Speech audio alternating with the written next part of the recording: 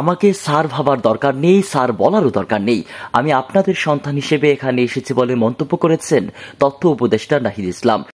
আমি প্রথমে আপনাদের উদ্দেশ্যে বলবো যে আমাকে স্যার ভাবার দরকার নেই, স্যার বলারও দরকার নেই। আমি আপনাদের সন্তান হিসেবে এখানে এসেছি।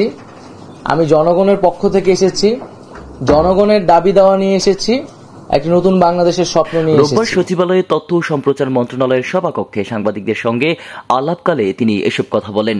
তথ্য উপদেষ্টা বলেন, আমাকে স্যার ভাবার দরকার নেই, স্যার বলারও দরকার নেই। আমি আপনাদের সন্তান হিসেবে এখানে এসেছি।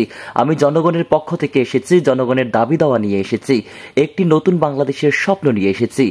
এখন আমি আপনাদের কাছে সেই সহযোগিতাটা কামনা করছি। তিনি বলেন, তথ্য সম্প্রচার মন্ত্রণালয় রাষ্ট্রের খুবই গুরুত্বপূর্ণ মন্ত্রণালয়। সামগ্রিক বাংলাদেশের মত প্রকাশের স্বাধীনতা ও গণমাধ্যমের পরিস্থিতি এই মন্ত্রণালয়ের উপর নির্ভর করে। নাহিদ ইসলাম বলেন, সাগররুনি হত্যাকাণ্ড নিয়ে প্রহসন করা হয়েছে, এটা নিয়ে মন্ত্রণালয় কাজ করবে। স্বাধীন গণমাধ্যম কমিশনের কথা প্রাথমিকভাবে ভাবা হচ্ছে, সাংবাদিকদের সঙ্গে আলোচনা করে এটি ঠিক করা হবে, যোগ করেন তথ্য উপদেষ্টা। তিনি বলেন, নিবর্তনমূলক আইন যেগুলো গণমাধ্যমের স্বাধীনতার জন্য অন্তরায়, সেগুলো পুনর্বিবেচনা করা হবে। তথ্য উপদেষ্টা বলেন, ছাত্র জনতার অভ্যুত্থানে গণহত্যার প্রকৃত চিত্র প্রকাশ করে তদন্তে গণমাধ্যমের সহায়তা চান।